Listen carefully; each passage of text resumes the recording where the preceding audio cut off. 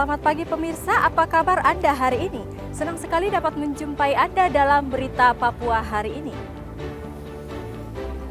Saya Yuni Rumbarar bersama tim redaksi telah menyiapkan sejumlah berita menarik dan aktual untuk Anda.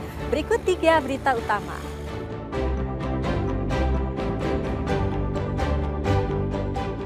Motor yang hilang di kota Jayapura ditemukan kembali berkat sinyal GPS.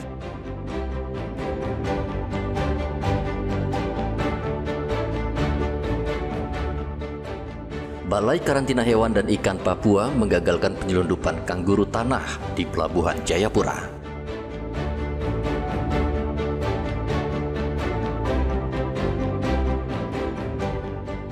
Sebanyak 302 calon jemaah haji asal Jayapura dilepas ke Tanah Suci lewat embarkasi Makassar.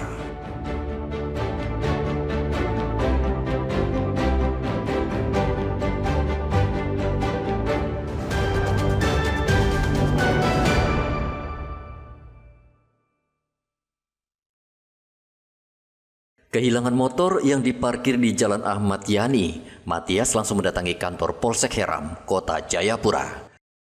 Kedatangannya untuk menunjukkan kepada polisi lokasi motornya yang hilang. Rupanya Matias memasang Global Positioning System atau GPS yang terhubung ke ponsel korban. Polisi bergerak ke lokasi yang diduga tempat motor curian berada. Polisi akhirnya menemukan motor korban yang diparkir di dapur sebuah rumah kosong di kawasan Buperwaena. Selain menemukan motor korban, polisi juga menemukan 2 motor curian lain. Kapolsek Heram AKP Bernardus Yunus mengatakan motor yang ditemukan langsung dikembalikan ke pemilik, sementara 2 motor lainnya dibawa ke kantor polsek. Anggota menerima laporan, langsung sesaat itu juga anggota bertindak cepat menuju ke lokasi yang sesuai dengan alamat GPS motor tersebut. Sesampai di TKP, benar terdapat motor yang terpasang GPS ada di lokasi tempat persembunyian. Di lokasi yang sama juga dilakukan penggeledahan atau di lokasi sekitar area tempat persembunyian atau penimbunan motor-motor ditemukan 2 unit kendaraan yang dimana diduga hasil pencurian atau tindakan curanmor yang di wilayah Kota Jayapura.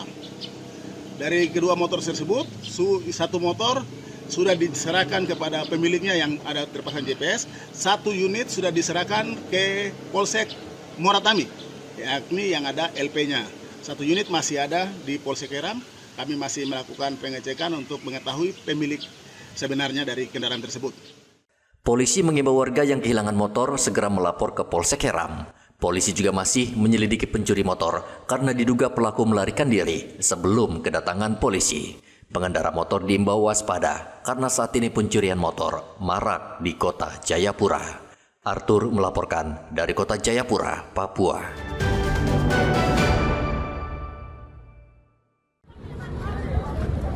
Balai Besar Karantina Hewan, Ikan dan Tumbuhan Papua menyita 3 ekor kangguru tanah dari seorang penumpang di Pelabuhan Jayapura. Petugas karantina menemukan 3 ekor kangguru tanah yang dikemas secara tidak layak di dalam 2 buah tas.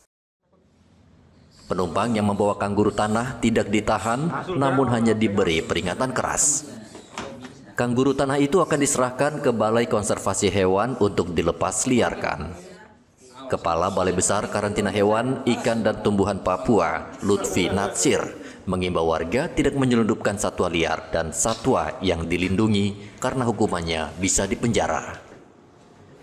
Pada saat ditemukannya hewan kangguru tanah oleh rekan-rekan kita, pejabat dari KP3 maupun pejabat dari Balai Besar Karantina Hewan Ikan Tumbuhan Papua dalam kondisi kurang bagus menurut pendekatan dari animal welfare maupun kesejahteraan hewan.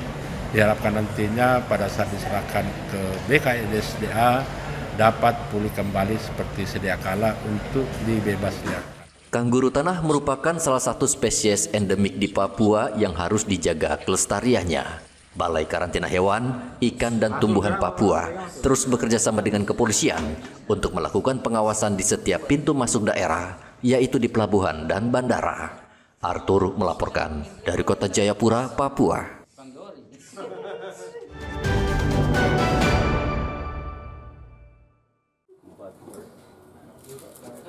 Peredaran narkoba di Merauke kini sangat mengkhawatirkan karena merasuk hingga ke pelajar. Polres Merauke meringkus pemakai dan pengedar ganja dari kalangan pelajar dan jumlahnya terus meningkat. Tidak hanya pelajar SMA, pengguna ganja juga di kalangan pelajar sekolah dasar. Polres Merauke sangat prihatin dengan kondisi ini karena jika tidak segera ditindak, masa depan anak-anak ini akan hancur. Untuk itu, Polres Merauke mengimbau orang tua untuk lebih ketat mengawasi anak-anak mereka dalam bergaul. Kami menghimbau kepada masyarakat, khususnya di Kota Merauke, yaitu orang tua yang memiliki anak yang mungkin masih remaja. Saya minta untuk melakukan pengawasan secara ketat terhadap anak-anaknya. Jadi kalau sudah jam 9 malam, anak-anaknya belum pulang, minta tolong untuk dicari.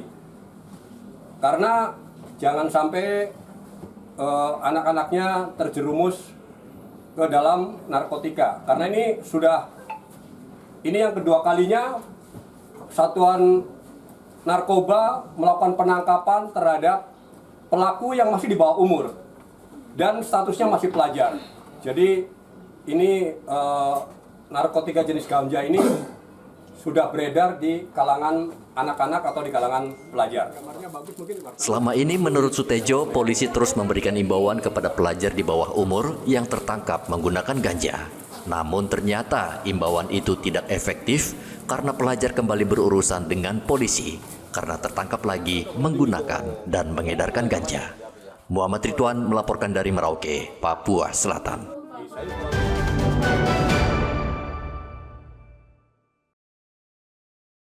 Selama beberapa tahun terakhir ini, Kabupaten Intan Jaya merupakan salah satu kabupaten yang paling banyak mengalami kejadian teror penembakan hingga jatuh korban jiwa, baik anggota TNI Polri maupun sipil. Menurut Korem 173 Prajawira Braja, dari 8 kabupaten yang merupakan wilayah kerja di Provinsi Papua Tengah, Kabupaten Intan Jaya merupakan salah satu kabupaten paling banyak terjadi teror penembakan.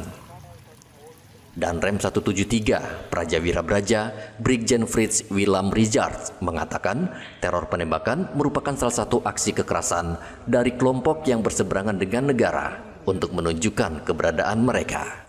Dan Rem menegaskan TNI Polri tidak akan mundur untuk mengamankan negara. Kita tidak bisa pungkiri dan lari dari kenyataan yang ada sekarang ini.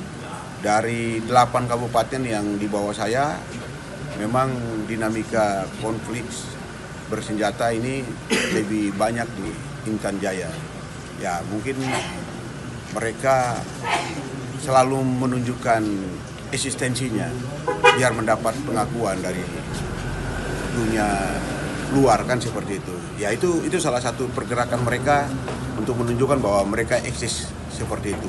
Sehingga banyak gerakan-gerakan yang mereka lakukan dan mereka ekspos, baik itu mungkin dari media sosial mereka yang ada maupun dari kelompok-kelompok mereka yang lain. Kita TNI tidak akan pernah mundur selangkah pun, ya. Apapun yang terjadi, ya kita namanya TNI tetap mempertahankan. Dan Rem mengakui operasi penumpasan kelompok separatis ini berat karena anggota menghadapi berbagai tantangan.